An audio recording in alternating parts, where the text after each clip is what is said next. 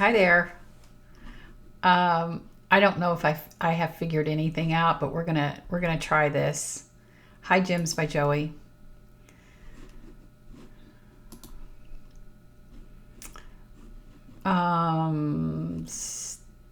Stacy, I'm gonna invite you up so I can make sure this is working.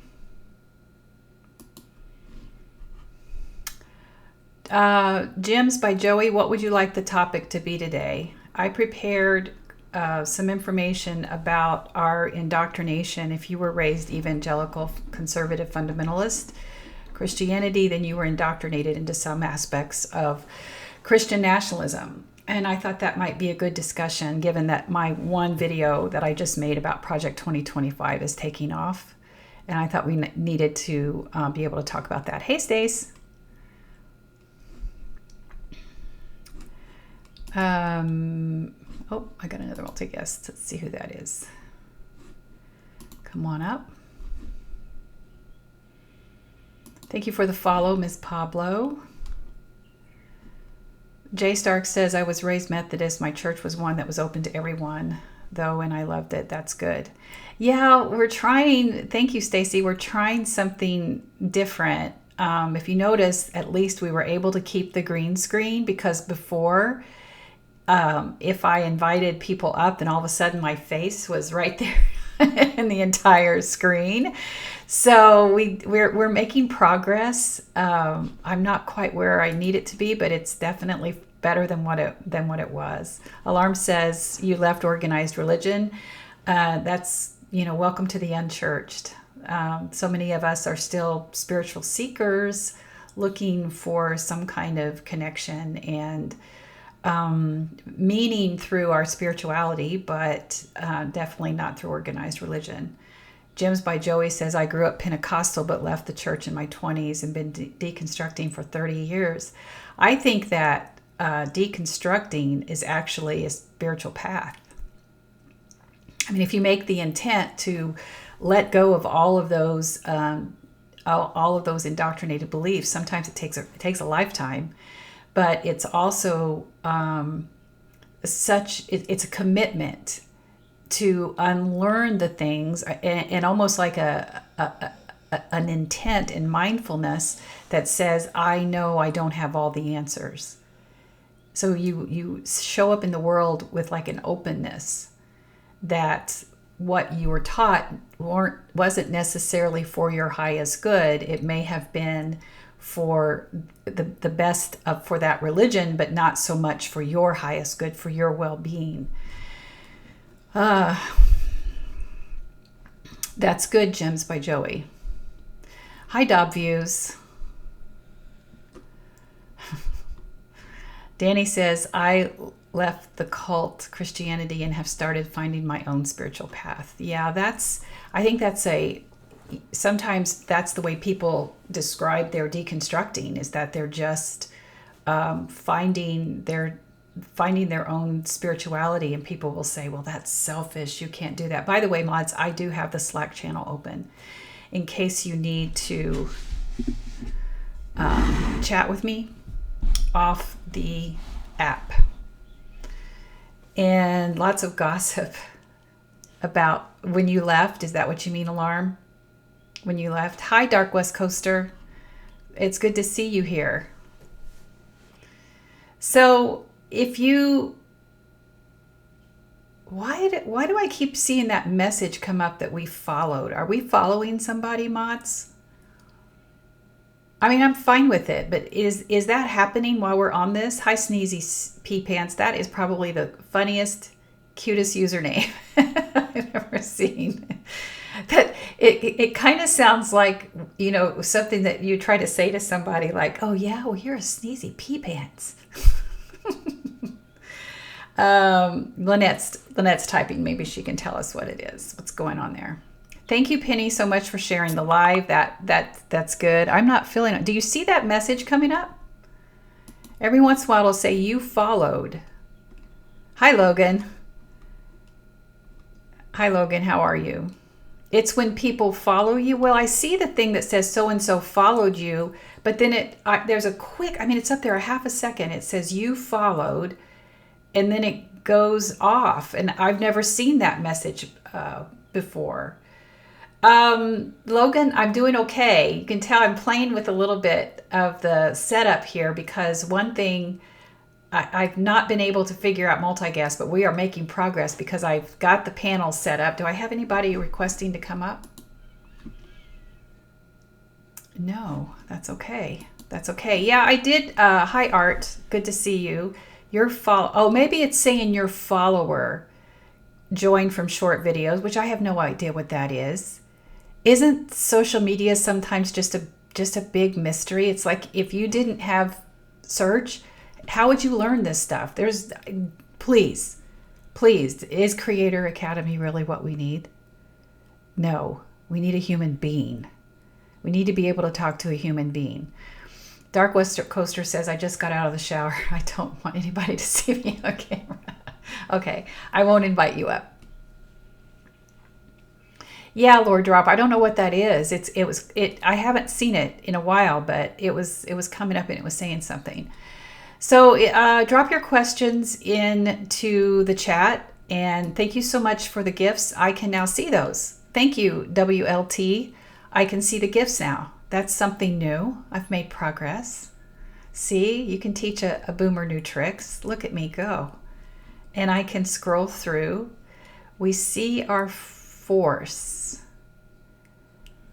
not the heresy. No, there's no heresy here, Gen X. You're right. What are your thoughts if being complete of Bibles? I don't have any thoughts on the Ethiopian Bible or different translations. Joey, that would be a good conversation for you to take to Thinker's page. If you type in Thinker, you'll probably get her, but I believe her username is at in as in Nancy G, in as in Nancy Growth, in Growth, who does a live. Hey, Puffdini, it's good to see you. How are you? And also, mods, I'm going to send you a message.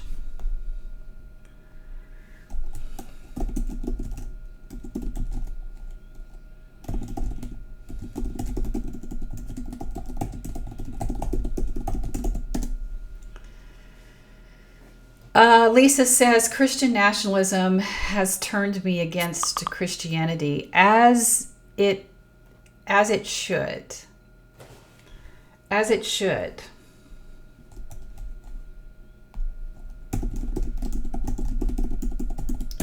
Because Christianity, Cece, I'll come back to your question. I'm going to finish this comment to, and I'm going to respond to Gen X as well. I'm going to finish my thought to Lisa, because Christianity should be the biggest voice speaking out against Christian nationalism. So if they are not, then they are proponents of it, or they're being passive to it or ambivalent towards it. And we can't afford to do that. So that is very concerning. Gen X, a woman pastor is heresy, also while blaspheming God's promise of the rainbow. Yeah, there's a little bit of conflation of science there when it comes to the rainbow, and you're absconding the entirety of humanity, the entirety of human experience, and saying that one story in the Bible that was directed to a specific people with a tiny little pinpoint on the map, that somehow makes you the keeper of the narrative of the things that happen around the world when it comes to the rainbow. And what you're really showing here is actually your indoctrination, the framework in which you exist inside your organized religious beliefs, where that is actually a reflection of Christian nationalism.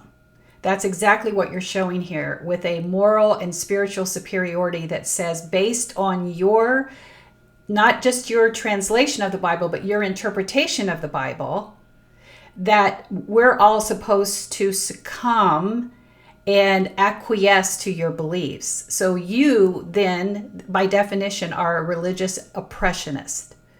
You believe that your beliefs give you that permission to do that. So by definition, you are a religious oppressionist. And what's astounding about that is that there are the Christian denominations. Now sit down for this. There are Christian denominations that read different translations and come up with different interpretations that don't believe the same thing, but they're Christian. They're Christian denominations, and they do ordain women. And they don't believe the same thing about the rainbow. They understand the science behind how rainbows appear in the sky, and that mythical writing that was intended to inspire the Israelites was just that. So don't let the door hit you on your way out. So if that becomes problematic, that now they can leave. Lisa, that's a very good point. If it doesn't come from love with unconditional love, it doesn't come from God, of Christ. That's believed. That's pretty. Gems by Joey. Those in the circle are the only ones who can break the cycle. Hi, Sarah. How are you, my friend? It's so good to see you. It is so good to see you. How are you doing? Did I ordered? No, I haven't ordered your book. It was on my list, and I forgot. I want to I can't remember if I ordered it. Okay, so maybe I've been a little busy, Sarah. But Sarah has a book. Put in the comments what your book is, Sarah. My pen doesn't work. My pen doesn't work. Everett, my battery's going dead. My thing is flashing. Can you see it? Oh no, I'm about to end this live. Okay, that's it. We're not using this camera. I can't handle this. Yeah, you better come in here. That's a good note. Look at him trying to sneak in here. Cece, I'm going to get to your question, but I'm getting ready to lose my camera. So I'm not charger, exactly. Can you all still hear me?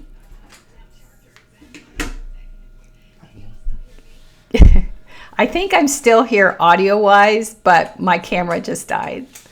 So we're getting it put together. So Sarah, I asked you to drop your book in the name in the 1%. It definitely was. We're trying a new setup so that, because as you can tell, is the lighting better here? Everything is good.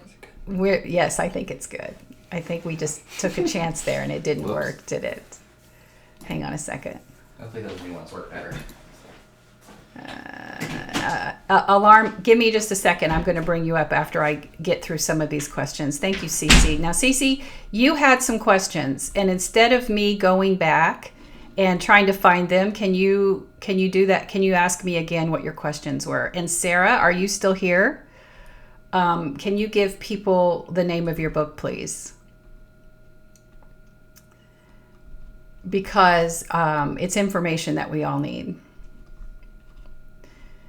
I still think, as I'm trying to struggle through these setups, and if he hadn't been here to change that battery, we'd be done. I would just be done. I would go get my dog who's back there sleeping. Can you see him back there on the chair? You see him? You see his head a little bit back there? I would just go grab him and go for a walk, because there would be no way that I would know what to do.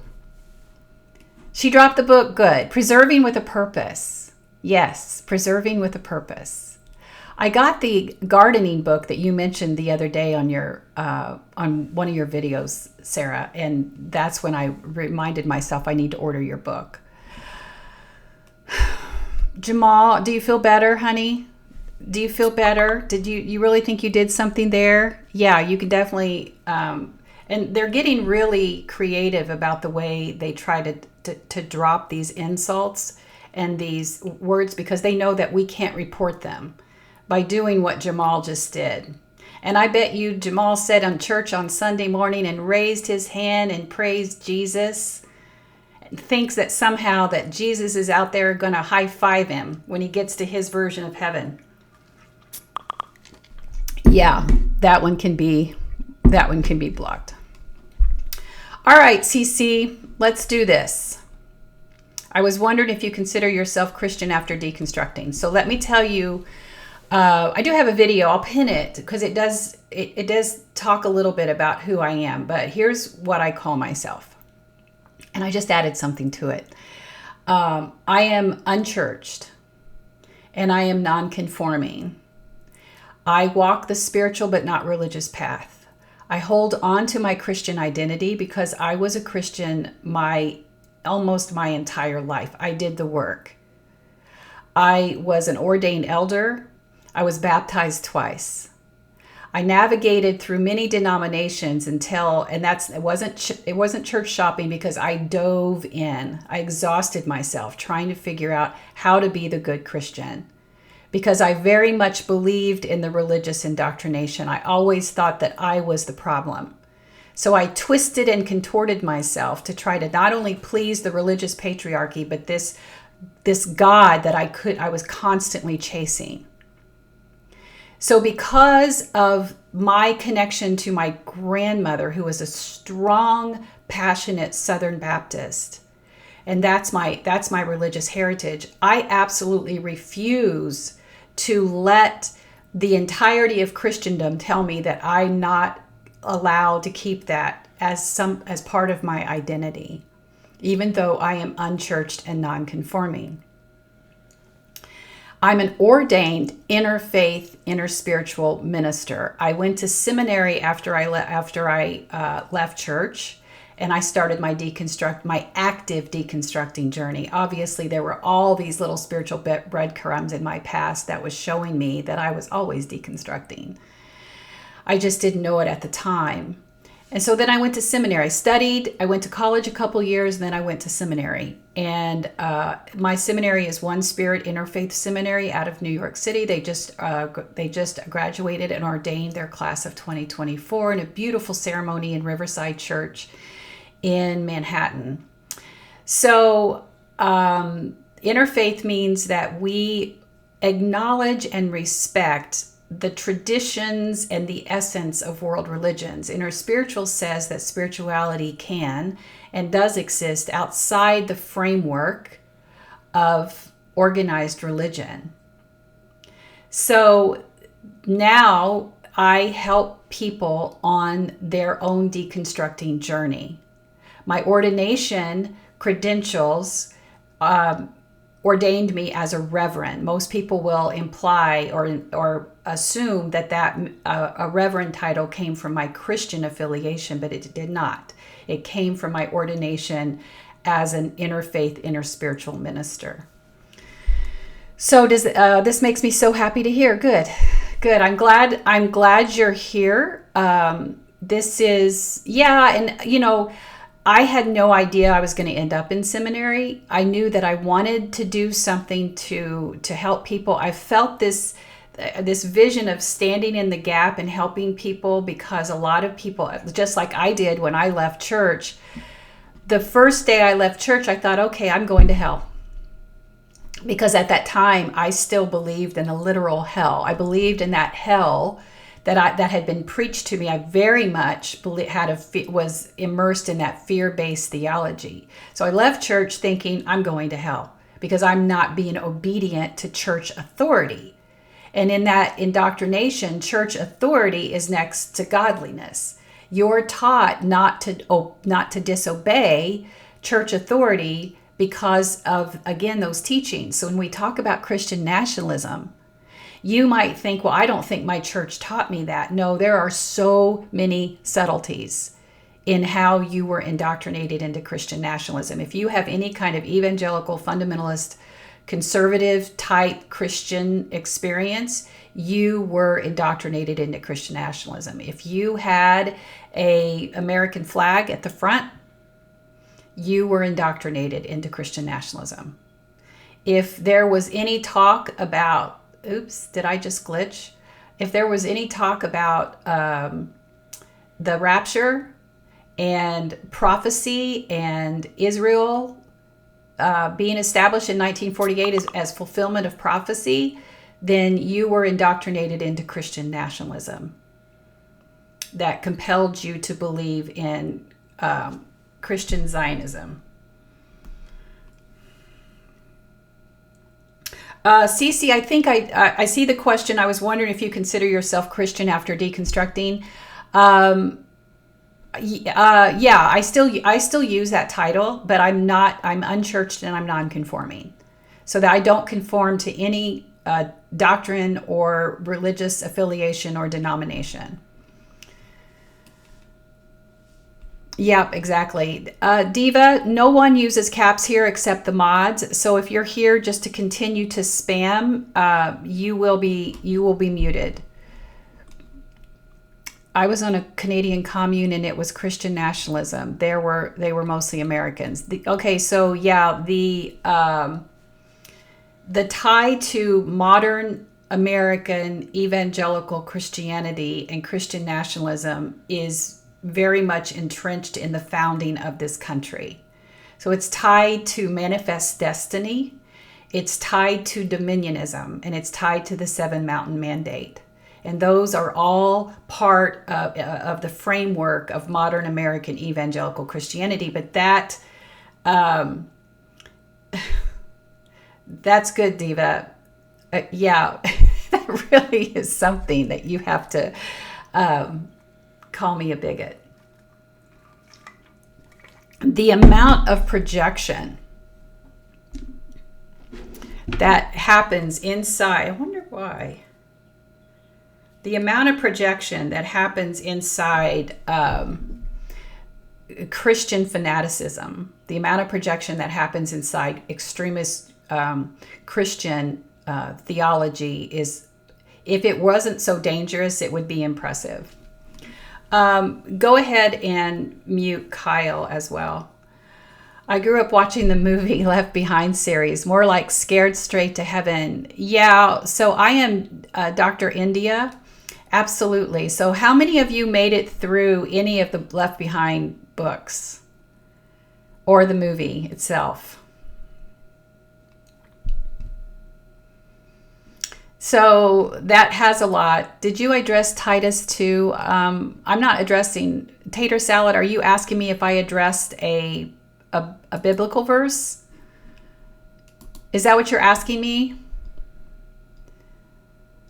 You read the kids' version. I bet that was even more problematic, because when a child talks about going to hell, there's indoctrination. Absolutely. Absolutely. The fear-based indoctrination starts very, very early, because if you can convince a child that there's a chance that they will not see their loved ones unless they believe in Jesus, that's a pretty strong fear-based indoctrination.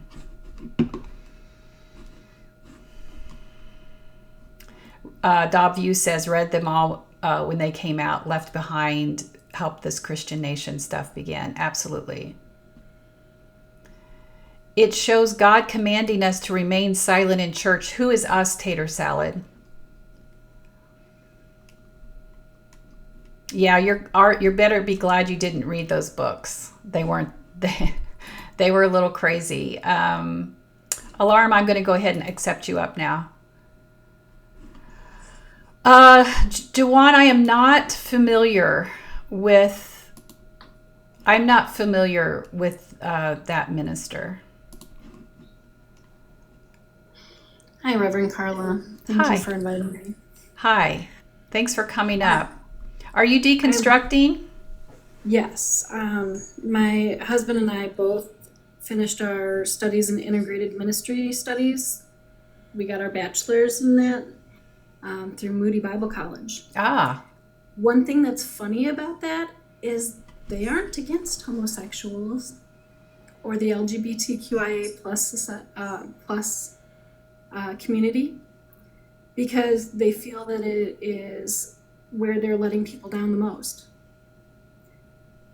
The thing that people have used in the last few years that are so frustrating to me are words that are taken out of context, or translations are incorrect. We have translations that were different even before and after King James, where King James had ordered misogyny uses of verbiage. And so women were excluded more in the St. James King James Bibles than before. If you look at the words and the translation, they are linked differently. Like they'll go from young boy to man, which are two different things. But the words are the same. And the other part of it is, we look at, people are like, oh, the 10 Commandments or this, that, and the other in the Old Testament. Well, if you look at the rules of Hammurabi, I believe that's what it is. I'm trying to remember. I don't have my site source. But they are very similar to the 10 Commandments. They are societal rules. Every belief system has a set of society norms, a person, creator, or higher being or powers or beings. And each faith base has something to look forward to. Right. And if you, that's a very good point. And if you look at some of what each religion has borrowed from other religion as part of their ancient writings or what inspired them, you can see that even in the Bible, where some of those stories have been borrowed from other traditions. And I think it's important to admit that. Now, if your faith compels you to live, this is the one thing, and I want to be really, really careful when I say this. Deconstructing. I think people have followed me long enough to know that I have completely deconstructed from a literal translation of the Bible. But deconstructing isn't so much about what you believe, it's who you become, because it's those indoctrinations that compel you to believe that you are spiritually and morally superior than someone else because of your faith, that you're the chosen ones. And every religion can make a case of being the chosen ones, and that's why more wars have been fought in the name of religion than anything else. And you can also see where the religions have collided. All you have to do is go back and look in history with the guy with the funny mustache to understand that there were Christians who were loyal to him because he insisted that people sign a statement of faith to protect the schmazzies, versus the Christians like Dietrich Bonhoeffer, who then resisted the man with the funny mustache.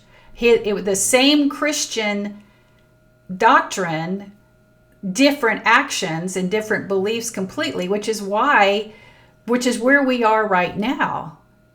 You are either in the camp of believing this or believing that. So it's so important that people understand that who you become is how you show up in the world and how you feel like you're going to gatekeep it.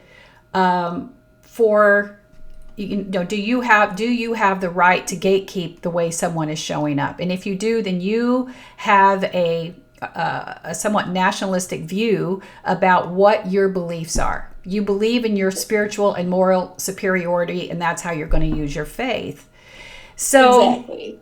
There's plenty of evangelicals who don't support Christian nationalism, who've deconstructed from it, who've deconstructed from this MAGA cult-like worship of Trump, because they don't believe that, but they still are holding on to their beliefs in what they believe about Jesus, what they believe about heaven. I'm not going to speak against that. I'm not going to tell them that they have to stop believing that to deconstruct. What we have to deconstruct from is these views that make us religious oppressionists. And that's what's so important. Well, and the more that I studied the Bible, the more that I studied the fact that I don't necessarily believe that my God is the biggest God out there. But also, looking at more stuff, I went to a church where women weren't allowed to speak. I had people walk out when I was in a youth service because I had read from the Bible on the pulpit, to having my children be unrecognized. That I have one child that has autism, and they were born female. But because they were born female, they were expected to follow female rules. But the male kiddos that had the same diagnosis or disability were treated differently. They were given more preferential treatment, or believe that they could just skirt around what my kid was expected to do. And so we left the church at that time because of those things. And I do have 2 trans children. My kiddos, I love them to bits. I do not see that they have an evil bone in their heart. They would give you the shirt off their back. They are very awesome, kind human beings. But I had heard, I found out that I got an email saying, oh, come join this parent care group for parents of homosexual children. We'll help support you to support them and guide them back. Well, first of all, I never said anything to anybody. My kids didn't say really anything to anybody. How did I get this email to me directly? So you know that the church was talking, and where there's gossip, that's not God's word. Or that's not what's part of our beings in our life as supposed Christians. Hi, Liza. I say that in quotation marks because you can tell that when you go to a church and you walk in the doors, if they're actually a faith-based or if they are a human-led to believe-based. And I just couldn't go to churches anymore after seeing what I've seen. And so my husband and I are like, if one of us passes, the other one do the service. If we're the left lone person, we have a friend that will do service for us. Mm-hmm. That was our biggest issue with leaving church and organized religion or anything, is that we wanted to be buried and known that we were good people, or that we wanted to know that we're not that our life meant something and that we wish other people to live that further.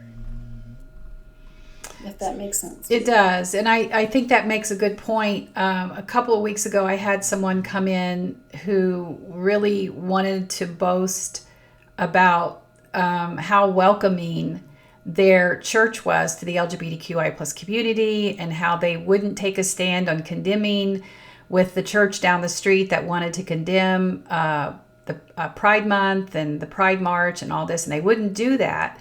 But he couldn't name one thing other than their quote support group that they have inside the church. And I said, well,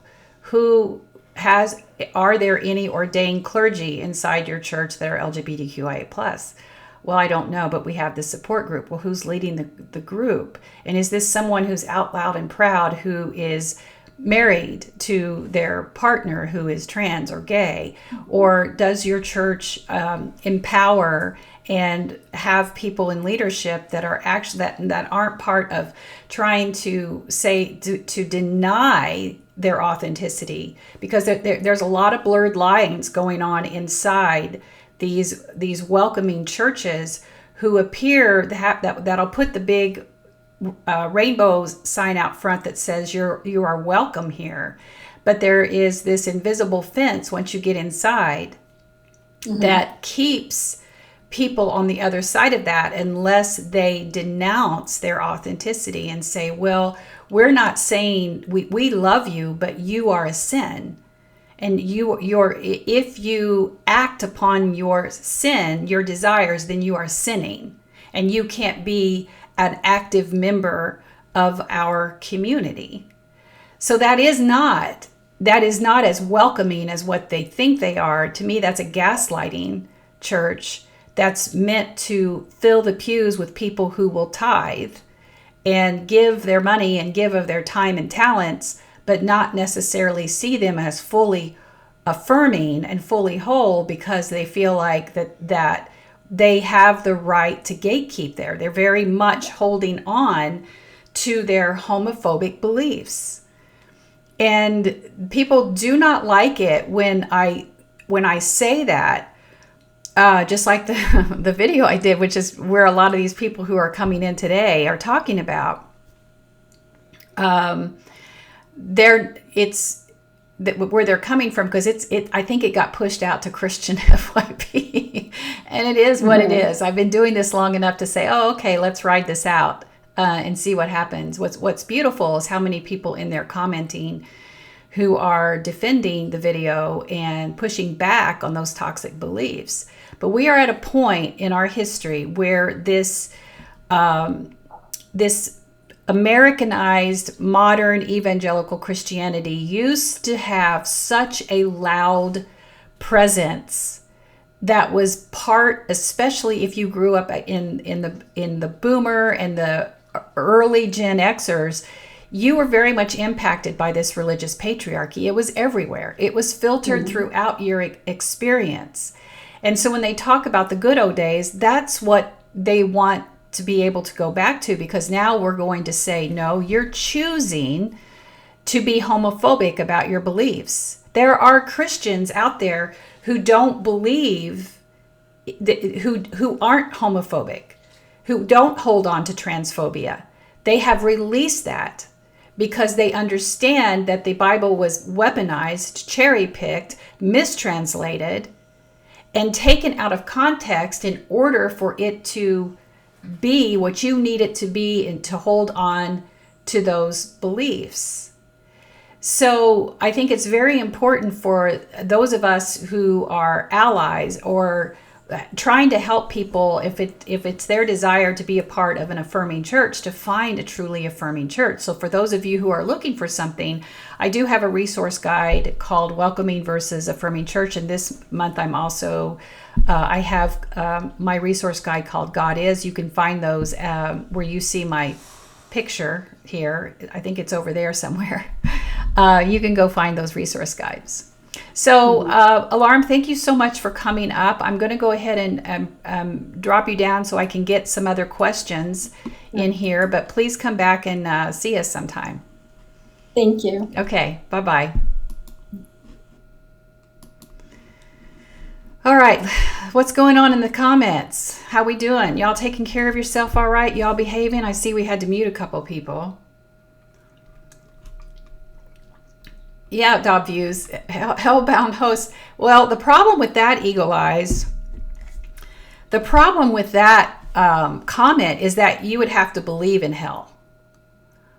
So this is the place where that's kind of water off a duck. And that is an example of what I was talking about with a weaponized belief, that when people come in here and they think that they drop a flex like that and thinking that that's really going to inflict some kind of harm here.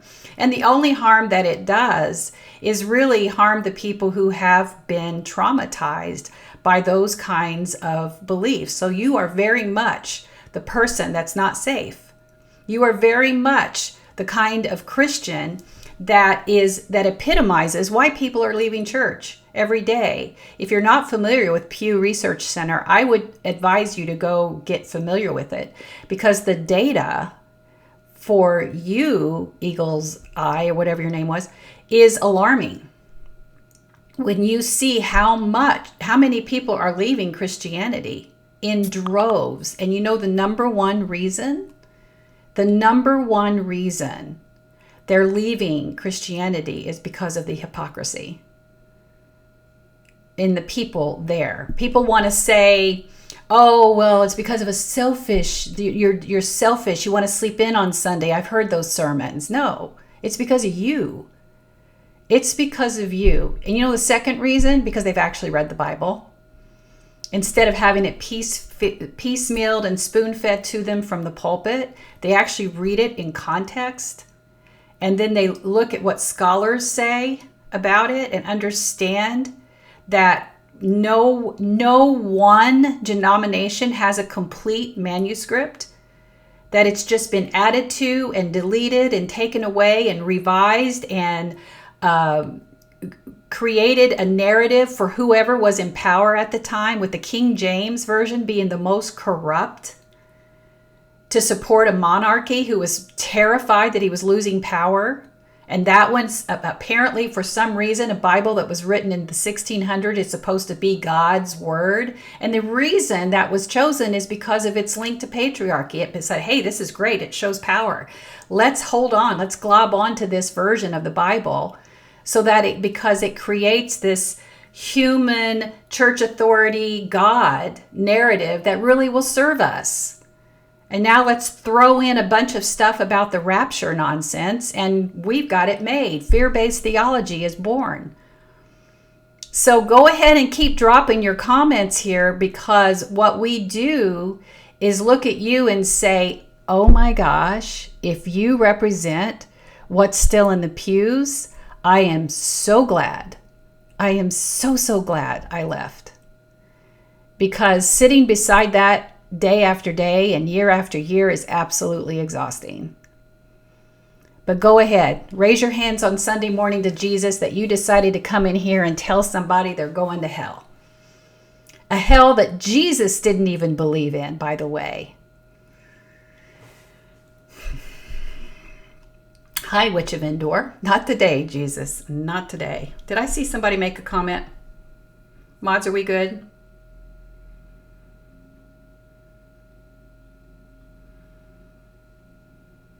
I've lost the TikTok channel. There we go. Okay.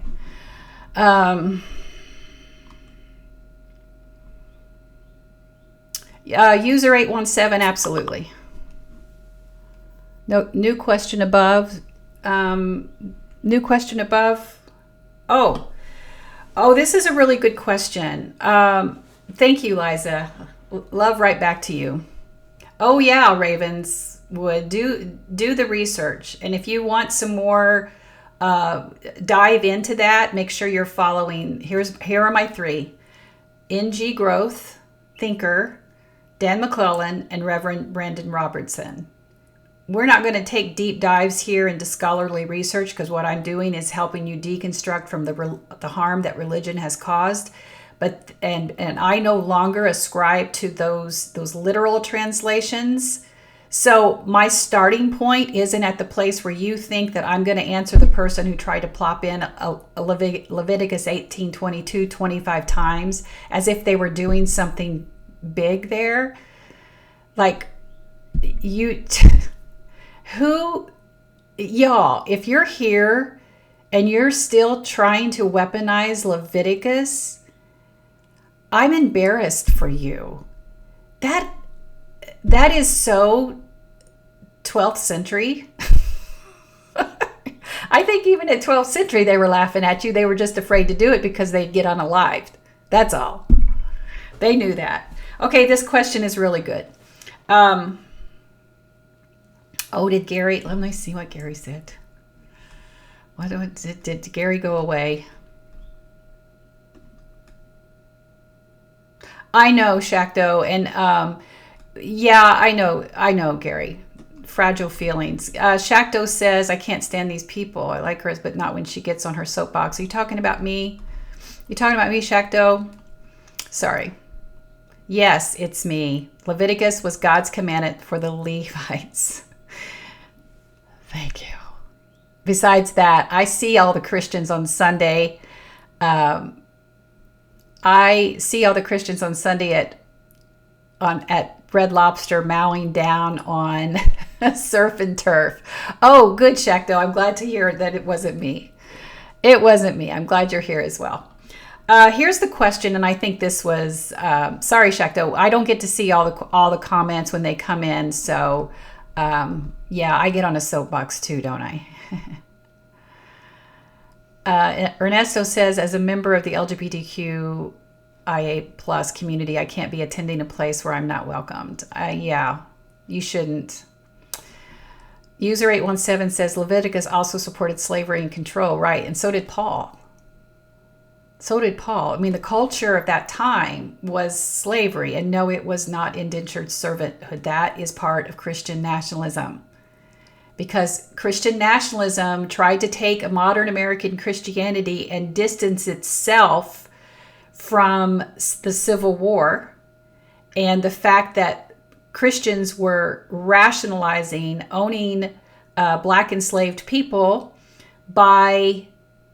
through the justification through Scripture. Well, we treat them fine. God says that the white man is ordained to do this. They use those scriptures to justify slavery. So when they're twisting the narrative about that, what they're trying to do is distance themselves from that narrative. But you got to own it. You got to own it, understand it, and then deconstruct and decolonize from it. But it also makes you very complacent to the pain of the world. And then out of the mouths of the ignorant come things like, well, our country's not racist. No, we don't have a problem. That all comes back. You think, oh, I don't have Christian nationalist indoctrination. Oh, you do. You do. If you said in the evangelical church, you absolutely do. And that's what we have to see. I saw somebody ask if I would speak on Project 2025. Julie, I have a video that's kind of going off right now that I did 2 days ago. And so it's down there. We'll try to pin it, but go watch that because I do a high overview of it and we can dive deeper into it at some time. Now I'm going to get to this question. I know I get caught into the comments. Yeah, alarm. There's a lot. We could make a list like that of the things that are in the Bible, right? Or the pleasure of God. Thank you, Chuckster, for the follow. The pleasure of God when babies are unalived after they've conquered their land. That God, and now you want me to sit down and take notes while you try to preach Levitical law to me that wasn't even meant for anybody other than the Levites and the priests. Question, how do we vote when it feels like the lesser of two evils? I absolutely understand that. Now, if you notice, especially here on these lives or in my videos, I don't talk about being a Democrat or a liberal or a leftist or any of those. I don't even know what my title is. I'm sick of the entire structure. Our governmental structure is built on patriarchy. So within that structure, it works effectively for patriarchy. It works because it protects what is primarily the white man at the top. And if you disagree with that, you just look at our demographics of the number of white men who are in power and the number of Christians who hold positions of power, because it does not reflect the demographics of this country, because it's patriarchal. So anybody who's in power, including our current president, even though he has made a lot of good progress in creating some equality, he's only going to go to the edge of that. He's not going to do anything to absolutely dismantle that system because he benefits from it. So he works in cooperation with it. And that is another point that we need to understand when it comes to what's happening with the country with the blue and white flag that's committing G-side. We don't understand the power of Christian Zionism and how it either makes us complacent and ignorant to what's happening, and how Christian nationalism created the segue for that indoctrination of Christian Zionism. It's all related, and I know it's convoluted. But if Christian fascism takes control, there are people out there now looking at America who don't even call us a democracy anymore. They call us an anocracy, ANOCRACY. So you can look that up. And basically what that is one where there are just few people in power that even are behind the scenes actually creating a system of oppression. And if you look at all the laws in the land that's being passed across the states, and you look at things like what people have hinted to, like the law that Texas will unalive people who get schmabortions. Schmortions, I think is supposed to is the vernacular here on social media. Mike Pence, who talks a lot about what, again, Christian nationalism ideology, because he is through and through an evangelical.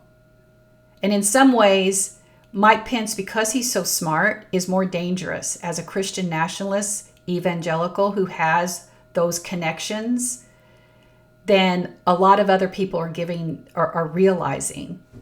But he defines religious freedom as he, as a evangelical Christian, has the right to be free to impose his beliefs on others. When in reality, we know religious freedom is our right to express our beliefs as other people are free. But that's not the way evangelicals define religious freedom. Gabriel, it's okay. It's okay, baby. It's okay. What was I saying? Mike Pence. Yeah, he's a scary one. So, Gabriel, it's all right, baby. It's all right. Nope, it's okay. It's all right, baby. It's okay. Yeah, baby in the back. That's my reactive pit. You've seen the stories about him. He is. He's my protector. So when it comes to those people, if you notice people who are telling me that I'm overreacting, if you go look at some of the comments, and I've left them there on that Project 2025 video, I have left them there for a reason, where people are saying that I'm promoting a conspiracy theory by talking about the dangers of Project 2025. And then in the subsequent video, I back it up. I back up my data to show how dangerous these people are. You name one person inside the faction of your Marjorie Taylor Greenes, your Matt Gaetz, your Mike Pence, your Liz Cheney's, anybody on the Republican side who has spoken out against Project 2025. They're silent. They're radio silent. They're not talking about it at all. They're not saying they support it. They're not talking about it at all because they know the power that's inside that. And they support the Christian fascism that will be born if that completely goes into effect. What's really scary is that it's happening right now. When you look at the states, like I said, go to aclu.org, look at the over 500 laws that are in some kind of consideration of being passed that eliminate the rights of the LGBTQIA plus people.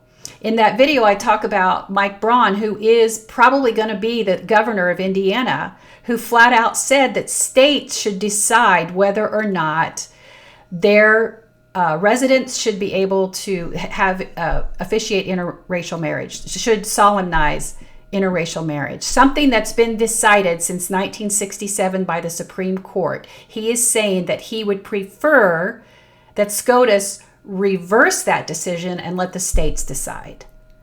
That is what Christian nationalists want. So yes, it is the power of two evils because both sides support patriarchy. The system is designed to protect itself. I contend, this is just me, because you know how I feel about Christian Zionism. I have a whole playlist about Palestine and Israel. But if we fall to Christian fascism, we may never recover. We may never recover. You not only need a plan B, you need an exit strategy. And I'm not an alarmist. But I can look at the facts. I'm one of the people in 2015 that people made fun of when I said Donald Trump was going to win. And I knew he was going to win when he said that he wanted to ban all Muslims until we could figure out what the hell was going on. And I knew that because I had sat in those pews and I had heard the Islamophobia and I had heard the homophobia and the transphobia and the xenophobia and the racism. I heard it. It was there all the time. So I knew he had touched on what's sickening, but it's true, a heart light inside evangelical Christianity, and he was going to win. So if we don't see how dangerous this is, so I say we vote. This is a vote to defeat Christian fascism. And then we do whatever we have to dismantle patriarchy. We don't go back to sleep.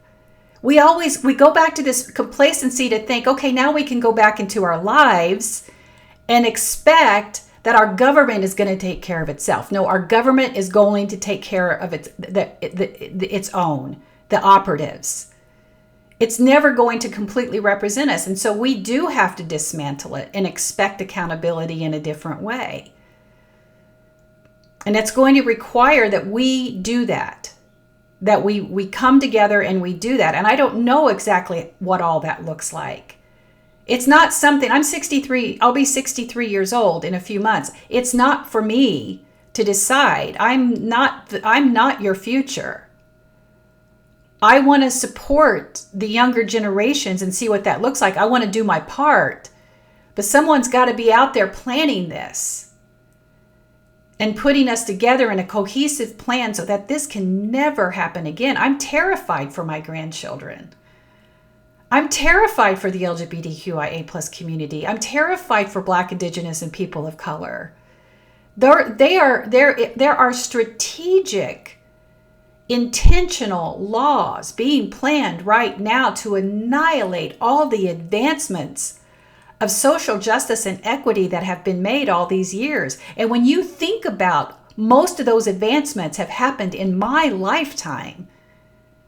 The Civil Rights Act was passed in 1964, right? I was 3 years old. Dr. Martin Luther King was unalived when I was 7. The interracial marriage didn't happen. I was 6. Women couldn't even own a credit card until I was 12 in their own name until I was 12.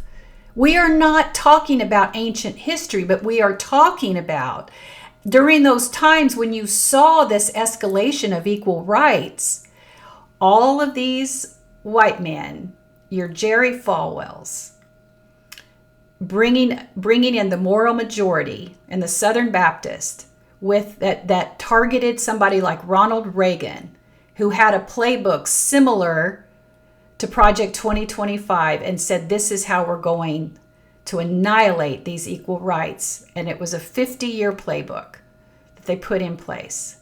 This is the culmination of that. And you've had people along the way that tried to tell us this that we ignored. We can't go back to sleep.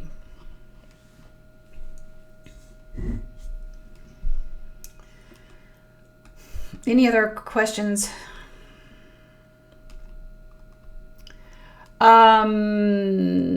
Okay, so we talked a lot about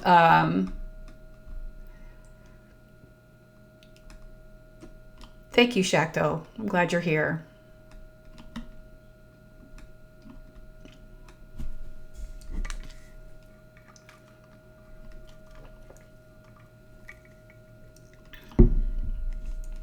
Justice says, I have no hope for Biden. I see no real difference between him and Trump. Biden, you'll never see me wearing a Team Biden shirt. We're not cult-like over here. I cannot believe he's our choice. But it's a vote against Christian fascists who will completely take over, and we'll never recover. We'll never recover our rights again. And Anna, are you asking me what specific things to do to help? We need to pay attention to what's happening on your local elections, your school board elections, your state elections. See who's being recruited and what laws are being passed. Here in Indiana, we are redder than red. We are a hold my beer state. You think things are bad in Texas? Go look where Indiana ranks when it comes to how we are annihilating the rights of the historically oppressed. We're horrible. We're horrific.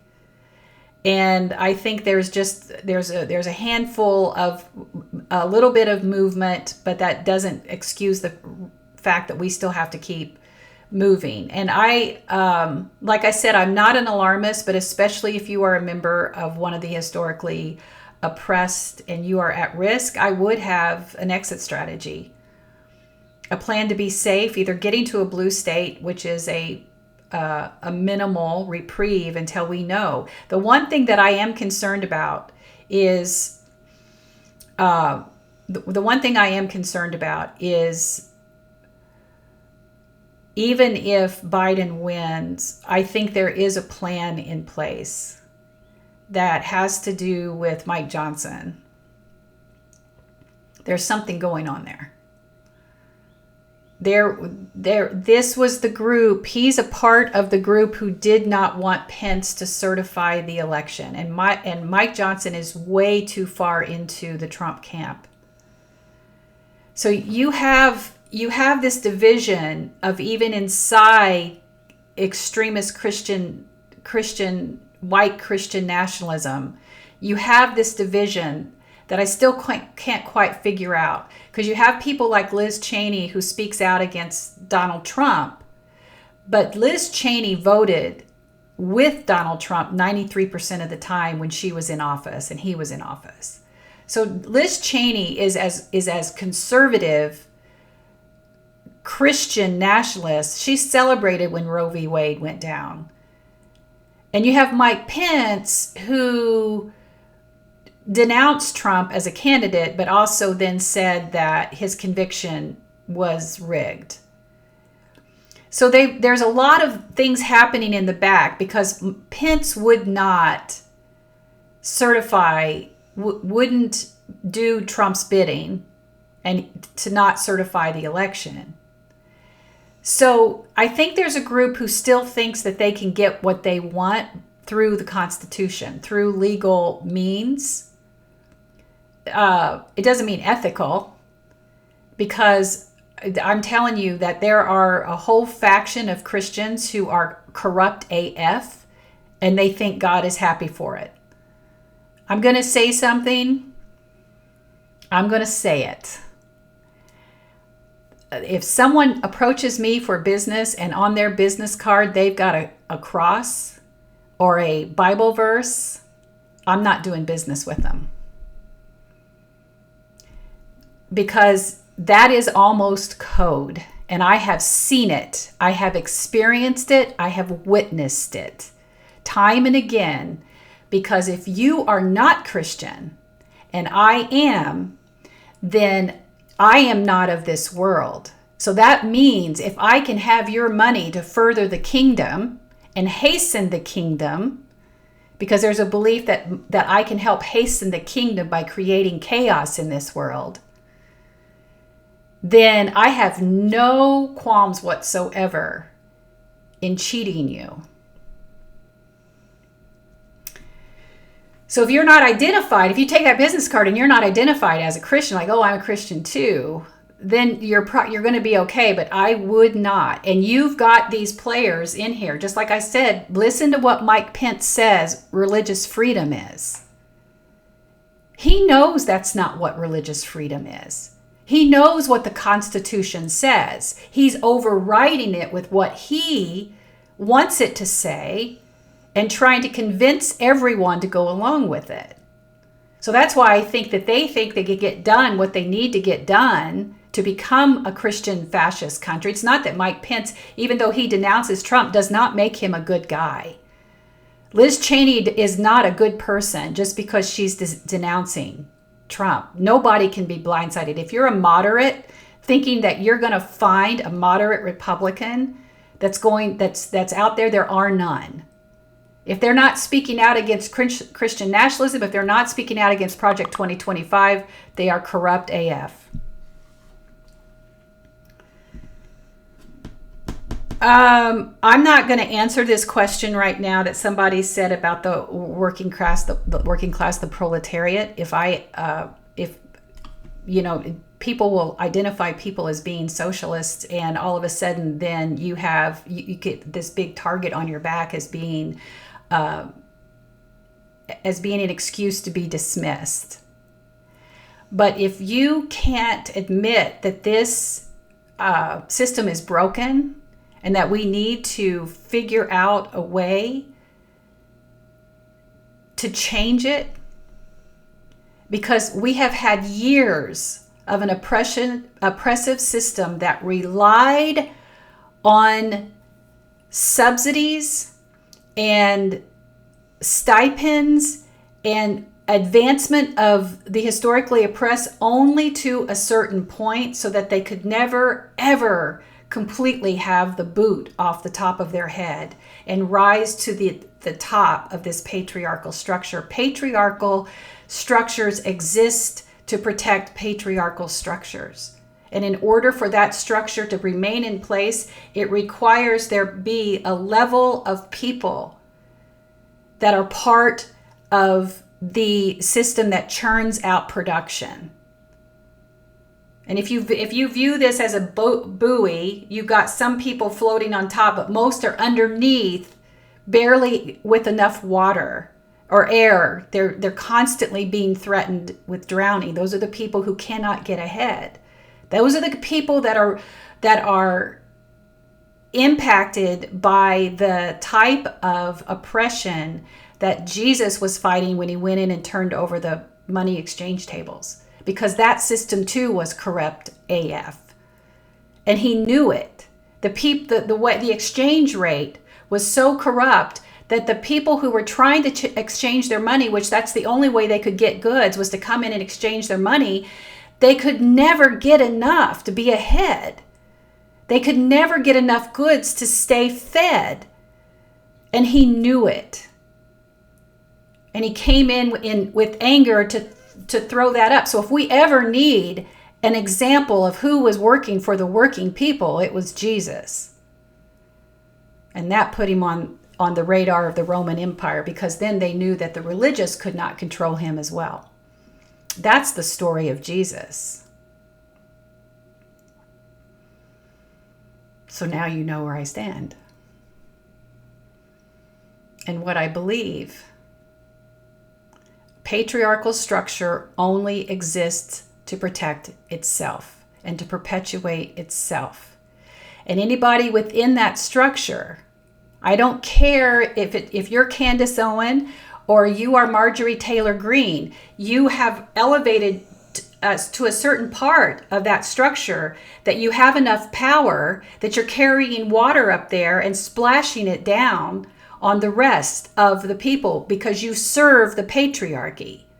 And as long as you serve the patriarchy, you will continue to reap benefits of perpetuating that structure. When you start to see that, then you understand why this system needs to change.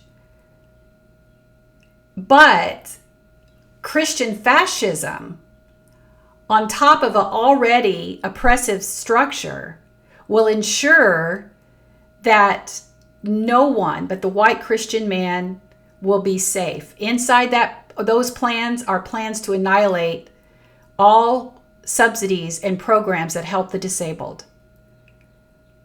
Any place where you know someone who's receiving some kind of government assistance, because we believe, to a certain degree, we do believe in a system where people have basic human needs met, that we all benefit.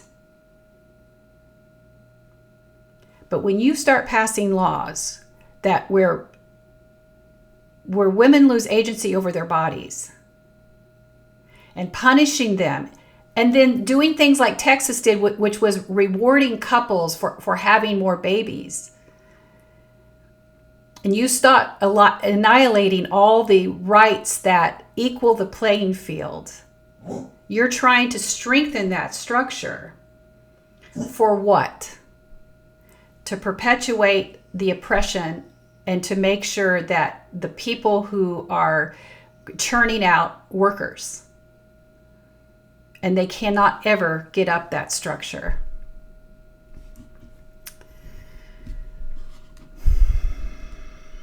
I'm sorry, freckled face. That must be very, very, very scary. Jessa, I'm not saying they did. I'm not Team Biden. I'm anti-Christian fascism. And so whatever we need to do now to change it, then change the system. If you may not have heard the last 30 minutes of me going off about it, but that's okay. Yeah, there are many people who aren't going to vote because they just say, let the system burn. I don't know if that's, I don't want to see that. I don't want to see that. I want to see us try to do this without complete annihilation of our system. I think it can still be done. All right, y'all, I'm going to wrap this up. I went a long time. Thank you for your patience this afternoon or this morning when I was trying to... Hi, Jordan. I don't know how long you've been here, but I just saw your comment. The comments have been healthy. I think my mods have been very, very busy. Bob Chicago, it's good to see you too. I'm glad you were here. Yes. We will be back on Friday at noon Eastern to continue this conversation. And if you have any questions, you can drop them here, or we have several questions that we have queued up. If you have a certain topic that you'd like us to cover, we can do that. We're always here to talk about Christian nationalism, deconstructing, healing from religious patriarchy. What do you want to talk about? The only thing I'm not going to talk about is Leviticus 18:22. And yes, there's a reminder. I have only 3 accounts, and even some of the scam accounts come in here and they start following you. This account at Rev Karla, at Rev Karla Shop, and at RevKarla.too. I would really appreciate it if you would follow my backup accounts, because I need to get those over 1,000 to be able to go live in different places. There's Gabriel's ears. Did you see him back there? Thank you all very much for joining. Lynette, I've lost the document. Hang on a second. Let me see if I can find it. We don't have anything other than my book is in pre-order, Deconstructing, Leaving Church, Finding Faith. It will launch October 8th, but pre-orders do help me in this world. So please, if you can, the audiobook and the book itself is available for pre-order. We will be announcing some little bonuses that will come along with that. For now, keep enjoying Pride Month. If you're out loud and proud, I see you, I love you, I celebrate with you. If you are closeted because it is not safe, or you would be financially at risk, or your home would be at risk, I just want you to know I'm sitting beside you. And what's happening to you today won't be forever. Make your plan. And know that when you are able to step out, and you will, beautiful soul, there will be millions of us out here to tell you that you are not a mistake. You are not a sin. You are not flawed. The people who live in homophobic and transphobic beliefs, their beliefs are flawed, not you. Make it a beautiful day. I'll see you all very soon, Friday at noon Eastern. Bye for now.